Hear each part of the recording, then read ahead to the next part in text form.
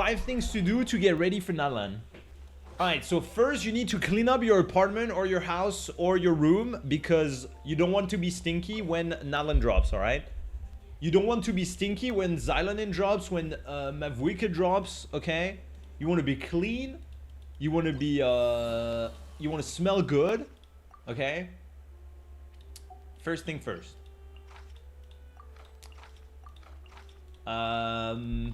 Okay, no, but first, okay, for real, Chad, we have 3 weeks until Natlan. We have 3 weeks until Natlan, so you still have time to do a few things.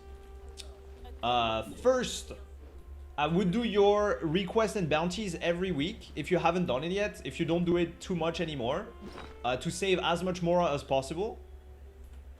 Because it will be expensive to build characters, maybe craft some new weapons because we're gonna get some new billets.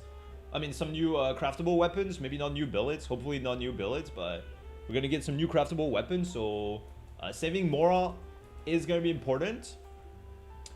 Saving Primos, I mean, saving Primos is not necessarily like, it depends if you want the characters that are dropping on release. If you want like, fuck, I forgot the names of the characters. Wait, where are the first characters dropping? Mwalani? There's Mwalani and I forgot the other names, but basically, if you don't pull those, I mean, Primos don't matter. Yelan is a good pull. Emily is pretty good, so... Kinich. Yeah, there's Kinich and there's someone else. Kachina, yeah. But yeah. Do your bounties and requests if you were not doing them or if you forgot recently. That's important. Second, I would do my 3 weekly boss every week just for a chance to stack some billets, because if you're kind of low on billets and we get new good craftable that you need to R5 or something, it's pretty good. So do your 3 weekly boss as well every week if you haven't done it yet.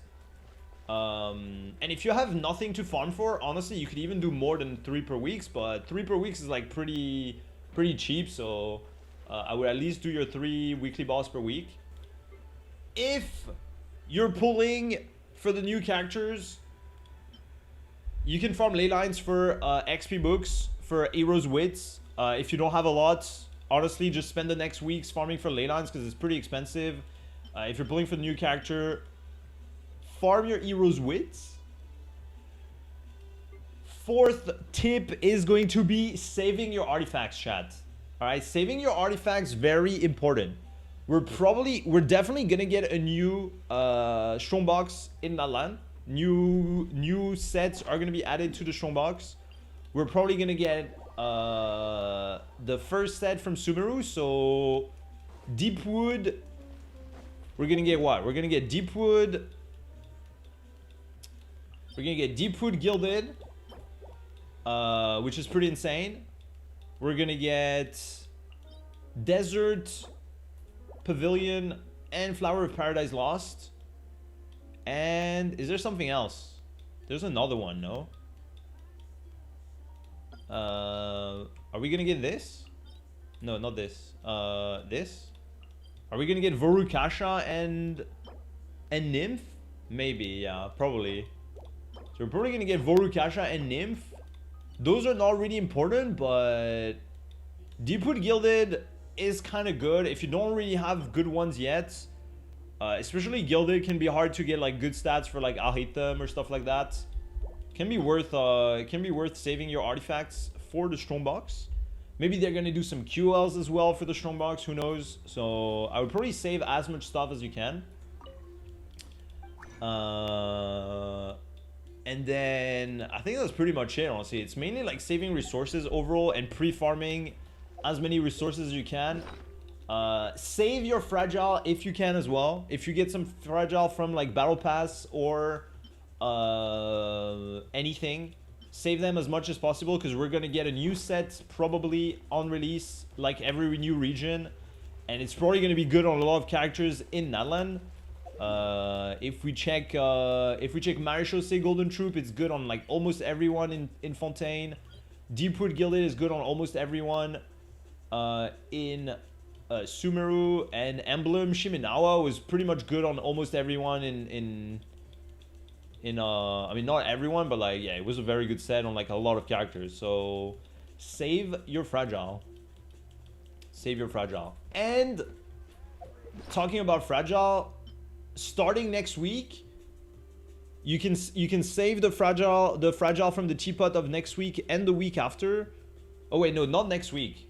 Last week before the patch, you buy your fragile from the teapot, and then you buy the one after, and that's two fragile extra from the release.